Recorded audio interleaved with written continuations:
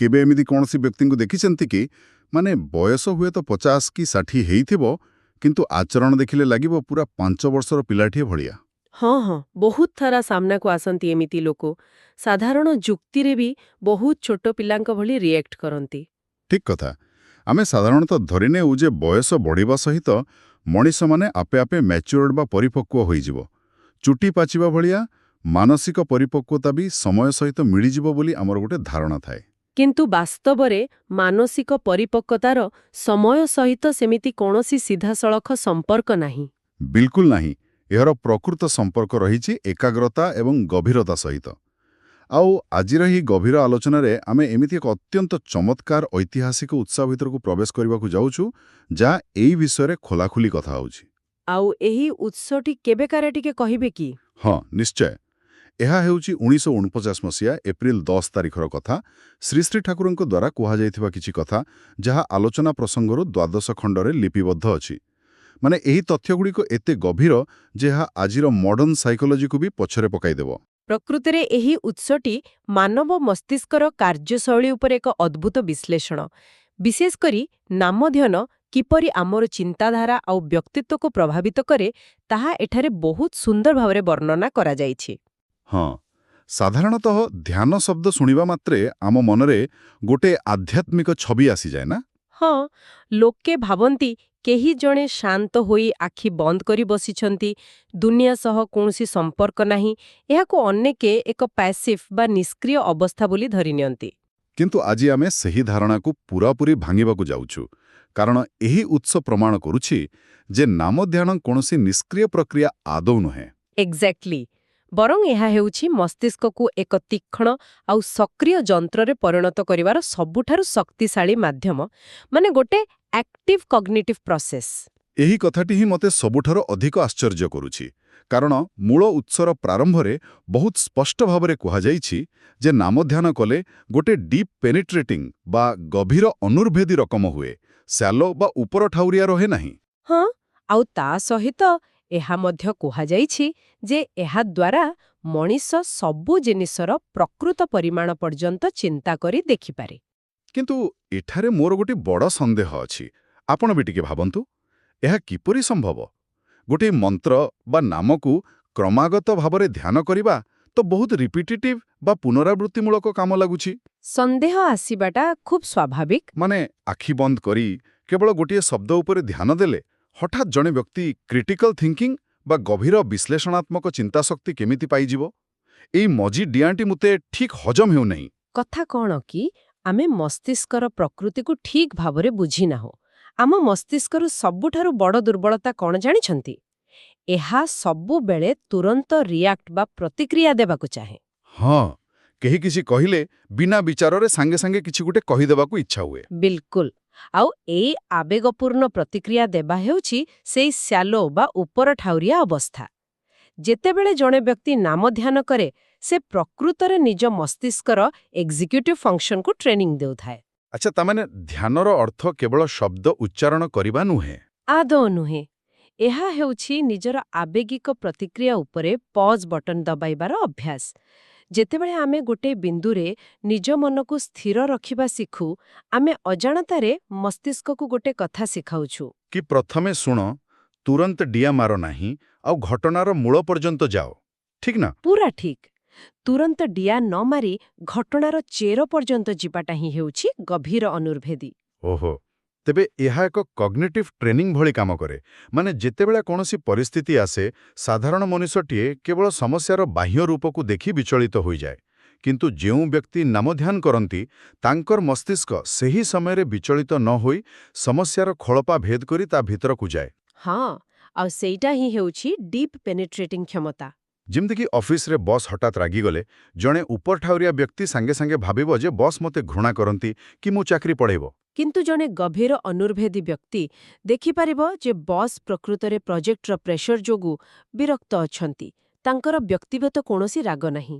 ବାଃ, ଏବେ ମୁଁ ବୁଝିପାରୁଛି ଉତ୍ସରେ ଯେଉଁ ପରିମାଣ ପର୍ଯ୍ୟନ୍ତ ଦେଖିବା କଥା କୁହାଯାଇଛି ତାହାର ଅର୍ଥ ହେଲା କୌଣସି ବିଷୟର ଅନ୍ତିମ ପରିଣାମ ବା ପ୍ରକୃତ କାରଣ ପର୍ଯ୍ୟନ୍ତ ପହଞ୍ଚିବା।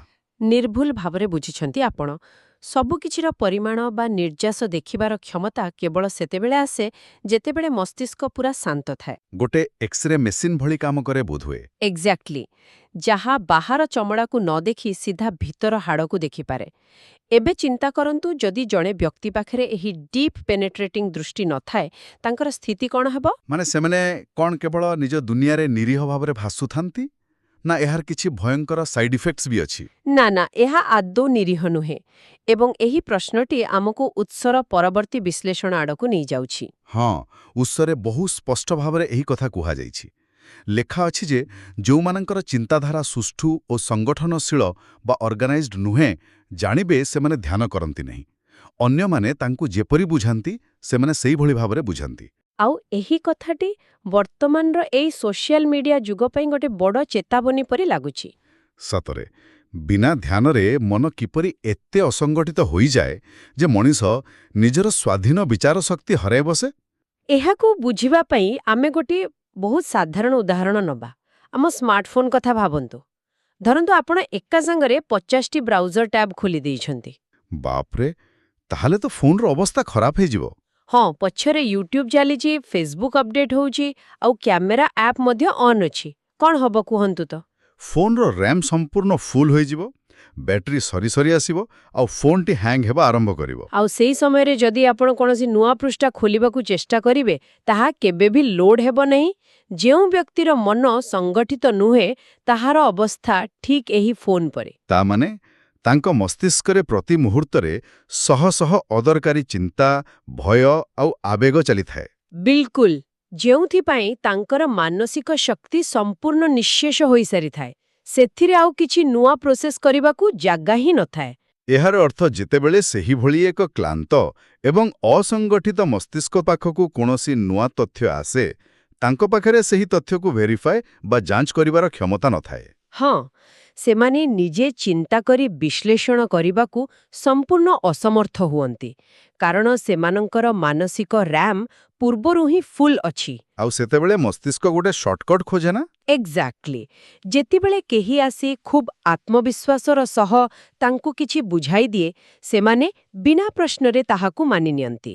କାରଣ ନିଜେ ଚିନ୍ତା କରିବା ପାଇଁ ଯେଉଁ ଏନର୍ଜି ବା ଊର୍ଜା ଦରକାର, ତାହା ତାଙ୍କ ପାଖରେ ନଥାଏ। ସେଥିପାଇଁ ତ ଉତ୍ସରେ କୁହାଯାଇଛି ଯେ ଅନ୍ୟମାନେ ତାଙ୍କୁ ଯେପରି ବୁଝାନ୍ତି, ସେମାନେ ସେଇଭଳି ଭାବରେ ବୁଝାନ୍ତି। ସେମାନଙ୍କର ମସ୍ତିଷ୍କ ଗୋଟିଏ ସ୍ପଞ୍ଜ ପରି ହୋଇଯାଏ, ଯାହା ସବୁକିଛିକୁ ବସ୍ ଶୋଷି ନିଏ। କେହି ଜଣେ ରାଜନେତା, କୌଣସି ଚତୁର ବ୍ୟବସାୟୀ କିମ୍ବା ଖବରକାଗଜର କୌଣସି ଗୁଜବ, ଯିଏ ଯାହା କହିଲେ ବି ସେମାନେ ସହଜରେ ପ୍ରଭାବିତ ହୋଇଯାଆନ୍ତି। ହଁ, କାରଣ ସେମାନଙ୍କର ନିଜସ୍ୱ କୌଣସି ସୁରକ୍ଷା ବଳୟ ବା ଫିଲ୍ଟର ନଥାଏ। ନାମାଧ୍ୟାନ ପ୍ରକୃତରେ ଏହି 50ଟି ଟ୍ୟାବ୍କୁ ବନ୍ଦ କରି ମସ୍ତିଷ୍କକୁ ପୁନର୍ବାର ସଂଗଠିତ କରେ। ଯାହାଫଳରେ ମଣିଷ ନିଜେ ଚିନ୍ତା କରିବାକୁ ସକ୍ଷମ ହୁଏ। ଏହା ତ ମାନେ ଆଜିର ସମୟର ସବୁଠାରୁ ବଡ଼ ସମସ୍ୟା ଭଳି ଲାଗୁଛି। ନିଶ୍ଚିତ ଭାବରେ। ଆମେ ପ୍ରତିଦିନ ଦେଖୁଛୁ ନା, ଆମ ଚାରିପାଖରେ ଏହା ହିଁ ତ ଚାଲିଛି। ହଁ, ସୋସିଆଲ ମିଡିଆରେ କିଛି ମିଥ୍ୟା ଖବର ବା ହ୍ୱାଟ୍ସଆପ୍ ଫରୱାର୍ଡସ୍ ଆସିଲେ ଲୋକମାନେ ତାହାକୁ ତୁରନ୍ତ ବିଶ୍ୱାସ କରିନିଅନ୍ତି ଏବଂ ତାହା ଉପରେ ତୀବ୍ର ପ୍ରତିକ୍ରିୟା ମଧ୍ୟ ଦିଅନ୍ତି। କୌଣସି ଫ୍ୟାକ୍ଟ ଚେକ୍ କରିବାକୁ ଧୈର୍ଯ୍ୟ ହିଁ ନାହିଁ କାହା ପାଖରେ। ତେବେ ପ୍ରଶ୍ନ ଉଠୁଛି, ଯଦି କେହି ଏହିପରି ଆମକୁ ଭୁଆଁ ବୁଲାଇବାକୁ ଚେଷ୍ଟା କରୁଛି, ଆମେ ତାହାକୁ କିପରି ଧରିବା? ଏଠାରେ ଉତ୍ସାର ପରବର୍ତ୍ତୀ କଥାଟି ବହୁତ ରୋଚକ। ଆଚ୍ଛା, କ'ଣ ଲେଖା ଅଛି ସେଠି? ଏହି ଅସଙ୍ଗଠିତ ଲୋକମାନଙ୍କ ବିଷୟରେ କୁହାଯାଇଛି ଯେ କାହାର କଥାର ମଝିରେ ଫାଙ୍କ କେଉଁଠି, ତାହା ଧରିପାରନ୍ତି ନାହିଁ। ମୋତେ ଟିକେ ବୁଝାଇବେ, ଏହି ଫାଙ୍କ ବା ଗ୍ୟାପ୍ କହିଲେ ପ୍ରକୃତରେ କ'ଣ ବୁଝାଉଛି? କଥାର ମଝିରେ ଥିବା ଫାଙ୍କ ବା ଲଜିକାଲ ଗ୍ୟାପ୍ ହେଉଛି କୌଣସି ଯୁକ୍ତି ଭିତରେ ଥିବା ତ୍ରୁଟି ଏବଂ ଛଳନା। ମାନେ ଯେକୌଣସି ସଠିକ୍ ଯୁକ୍ତିରେ ଏକ ଧାରା ଥାଏ। ଗୋଟେ ଫ୍ଲୋ ଥାଏ। ହଁ, ଉଦାହରଣ ସ୍ୱରୂପ ବିନ୍ଦୁ କରୁ କଥା ଆରମ୍ଭ ହେବ, ତାପରେ ଏକ ଯୁକ୍ତିଯୁକ୍ତ କାରଣ ଖ ରହିବ ଏବଂ ଶେଷରେ ଏକ ସିଦ୍ଧାନ୍ତ ଗରେ ପହଞ୍ଚିବ। ଆଚ୍ଛା, ମାନେ କେହି ଯଦି କିଛି କହୁଛି, ତାହାର ଗୋଟେ ବେସ୍ ବା କାରଣ ଥିବା ଦରକାର। ବିଲକୁଲ।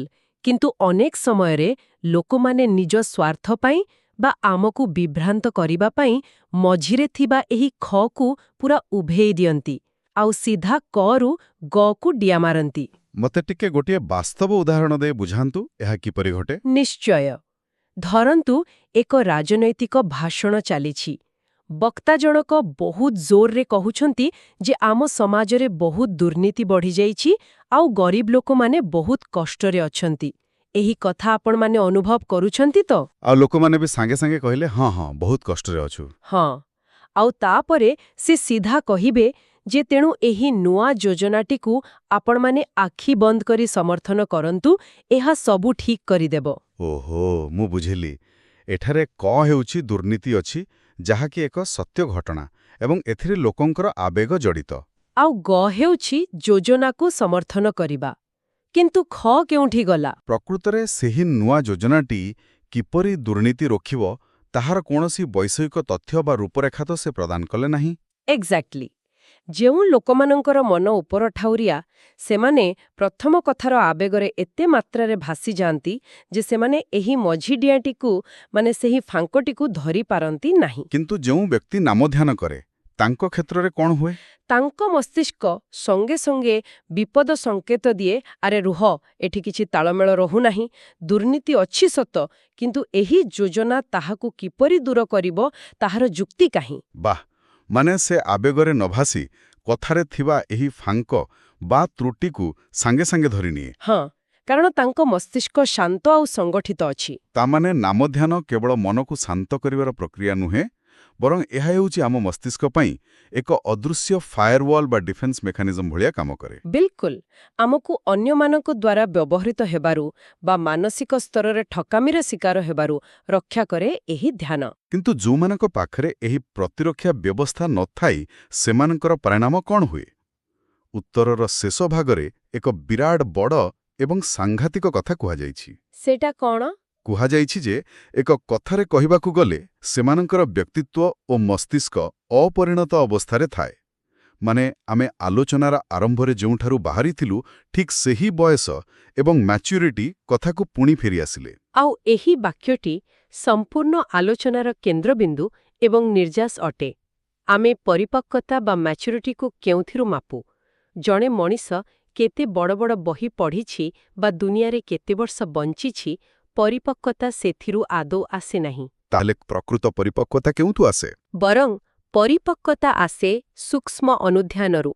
ନିଜର ଆବେଗ ଉପରେ ନିୟନ୍ତ୍ରଣ ରଖି ପ୍ରତ୍ୟେକଟି ଘଟଣାକୁ ଗଭୀରତାର ସହ ତର୍ଜମା କରିବାର କ୍ଷମତାରୁ ହିଁ ମ୍ୟାଚ୍ୟୁରିଟି ଜଣାପଡ଼େ। ଯାହାକି ସେହି ଲୋକଙ୍କ ପାଖରେ ନଥାଏ ଯେଉଁମାନେ ଧ୍ୟାନ କରନ୍ତି ନାହିଁ। ହଁ, ଯେତେବେଳେ ଜଣେ ବ୍ୟକ୍ତି ଅନ୍ୟମାନଙ୍କ କଥାରେ ସହଜରେ ପରିଚାଳିତ ହୁଏ, ଆବେଗିକ ନିଷ୍ପତ୍ତି ନିଏ ଏବଂ ଅନ୍ୟର ଯୁକ୍ତିରେ ଥିବା ତ୍ରୁଟିକୁ ଧରିପାରେ ନାହିଁ, ସେତେବେଳେ ଶାରୀରିକ ବୟସ ଯାହା ବି ହଉ ପଛେ ତାହାର ମସ୍ତିଷ୍କ ଏବଂ ବ୍ୟକ୍ତିତ୍ୱ ଏକ ଶିଶୁ ଭଳି ଅପରିଣତ ବା ଅନଡେଭଲପ୍ଡ ହୋଇ ରହିଥାଏ।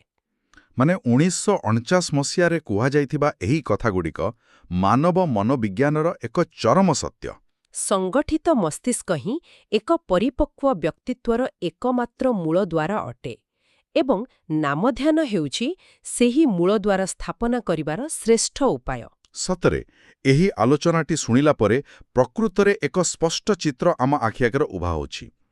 ଆସନ୍ତୁ ଏଯାଏ ଆମେ ଏହି ଉତ୍ସରୁ ଯାହା ସବୁ ବିଶ୍ଳେଷଣ କଲେ ତାହାକୁ ଟିକେ ସଂକ୍ଷେପରେ ଏକାଠି କରିନେବା। ନିଶ୍ଚୟ, ଆମେ ତିନୋଟି ମୁଖ୍ୟ ବିଷୟରେ କଥା ହେଲେ। ପ୍ରଥମତଃ, ନାମଧ୍ୟାନ ଆମର ଚିନ୍ତାଧାରାକୁ ସମୁଦ୍ରର ଉପର ଢେଉରୁ ବାହାର କରି ଗଭୀରତାକୁ ନେଇଯାଏ।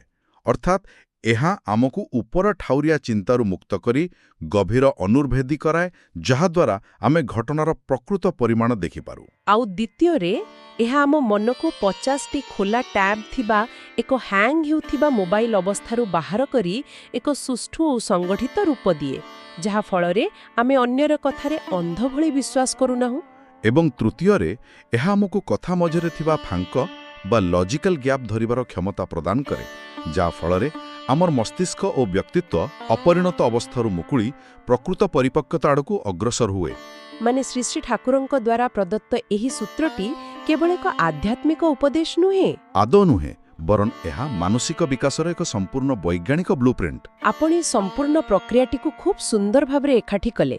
ଆଜିର ଏହି ତଥ୍ୟବହୁଳ ଯୁଗରେ ଯେଉଁଠି ଆମେ ସମସ୍ତେ ଇନଫର୍ମେସନ୍ ଓଭରଲୋଡ୍ର ଶିକାର ହେଉଛୁ, ଏହି କ୍ଷମତା ହାସଲ କରିବା ନିହାତି ଜରୁରୀ ହୋଇପଡ଼ିଛି। ହଁ, ଆଜିକାଲି ଆମ ଚାରିଆଡ଼ୁ ମିଡିଆ, ବିଜ୍ଞାପନ ଏବଂ ବିଭିନ୍ନ ମତ ଏତେ ମାତ୍ରାରେ ଆସି ମାଡ଼ ହେଉଛି ତ ସମସ୍ତେ ଚାହୁଁଛନ୍ତି ଆମେ ସେମାନଙ୍କ କଥାରେ ପରିଚାଳିତ ହଉ। ଯଦି ଆମ ପାଖରେ ନିଜସ୍ୱ ଗଭୀରତା ନଥିବ ଏବଂ କାହାର କଥାର ଫାଙ୍କ ଧରିବାର କ୍ଷମତା ନଥିବ, ତେବେ ଆମେ ବହୁତ ସହଜରେ ବିଭ୍ରାନ୍ତ ହୋଇଯିବା। ନିଜର ବୌଦ୍ଧିକ ସ୍ୱାଧୀନତା ଏବଂ ମାନସିକ ସ୍ୱାସ୍ଥ୍ୟ ବଜାୟ ରଖିବା ପାଇଁ ନାମଧ୍ୟାନକୁ ଏକ ମାନସିକ ପ୍ରତିରକ୍ଷା ଅସ୍ତ୍ର ଭାବରେ ବ୍ୟବହାର କରିବାର ସମୟ ଏବେ ଆସିଯାଇଛି। ସତରେ ଏହି ଆଲୋଚନାଟି ଚିନ୍ତା କରିବାରେ ଏକ ସମ୍ପୂର୍ଣ୍ଣ ନୂଆ ଦିଗ ଖୋଲିଦେଲା। କିନ୍ତୁ ଆମେ ଆମର ଏହି ଗଭୀର ଆଲୋଚନାକୁ ଶେଷ କରିବା ପୂର୍ବରୁ ମୁଁ ଏକ ଗଭୀର ଏବଂ ବିଚଳିତ କରୁଥିବା ପ୍ରଶ୍ନ ସମସ୍ତଙ୍କ ପାଇଁ ଛାଡ଼ିଦେଇ ଯିବାକୁ ଚାହୁଁଛି। ନିଶ୍ଚୟ, ଆମେ ସବୁବେଳେ କିଛି ଚିନ୍ତା କରିବା ଭଳି ଖୋରାକ ନେଇକି ଯିବା କଥା। ଆମେ କଥା ହେଉଥିଲେ ଯେ ଯଦି ଧ୍ୟାନ ବା ଏକାଗ୍ରତା ନଥାଏ ତେବେ ମସ୍ତିଷ୍କ ଅପରିଣତ ରହିଯାଏ। ବର୍ତ୍ତମାନର ଏହି ବ୍ୟସ୍ତବହୁଳ ଏବଂ ସ୍କ୍ରିନ୍ ସର୍ବସ୍ୱ ସମାଜରେ ଯେଉଁଠି ମଣିଷ ନିଜ ସହ ଗୋଟିଏ ମୁହୂର୍ତ୍ତ ବିତାଇବାକୁ ପ୍ରସ୍ତୁତ ନୁହେଁ, ସବୁବେଳେ କେବଳ ଫୋନ୍ ଧରି ସ୍କ୍ରୋଲ୍ କରିବାରେ ବ୍ୟସ୍ତ, କ'ଣ ଆମେ ସମସ୍ତେ ଏକାଠି ଏକ ସାମୂହିକ ଭାବରେ ଅପରିଣତ ବ୍ୟକ୍ତିତ୍ୱ ବିଶିଷ୍ଟ ସମାଜ ଆଡ଼କୁ ଦ୍ରୁତ ଗତିରେ ମାଡ଼ି ଚାଲିଛୁ କି? ଏହା ପ୍ରକୃତରେ ଗୋଟେ ଭୟଙ୍କର ଚିନ୍ତା। ପରବର୍ତ୍ତୀ ଥର ଯେତେବେଳେ ବି ଅନଲାଇନରେ କୌଣସି ପୋଷ୍ଟ କିମ୍ବା ଭିଡିଓ ଦେଖି ହଠାତ୍ ରାଗ ଆସିବ ବା ପ୍ରତିକ୍ରିୟାଶୀଳ ହେବାକୁ ଇଚ୍ଛା ହେବ, ସେତେବେଳେ ନିଜକୁ ଗୋଟେ ପ୍ରଶ୍ନ ନିଶ୍ଚୟ ପଚାରିବା ଦରକାର। ମୁଁ କ'ଣ ମୋର ନିଜସ୍ୱ ଗଭୀର ଚିନ୍ତାଶକ୍ତି ଦ୍ୱାରା ପରିଚାଳିତ ହେଉଛି, ନା ମୋର ଅସଙ୍ଗଠିତ ମନ କାହା କଥାର ଫାଙ୍କ ଭିତରେ ଖସି ପଡ଼ିଛି? ଏହା ଉପରେ ଶାନ୍ତ ହୋଇ ଚିନ୍ତା କରିବାର ସମୟ ଏବେ ନିଶ୍ଚିତ ଆସିଯାଇଛି। ଆଜି ପାଇଁ ଆମର ଏହି ଗଭୀର ଆଲୋଚନାରେ ଏତିକି। ପୁଣି ଦେଖାହବ ଆଉ ଏକ ନୂଆ ବିଷୟ ସହିତ।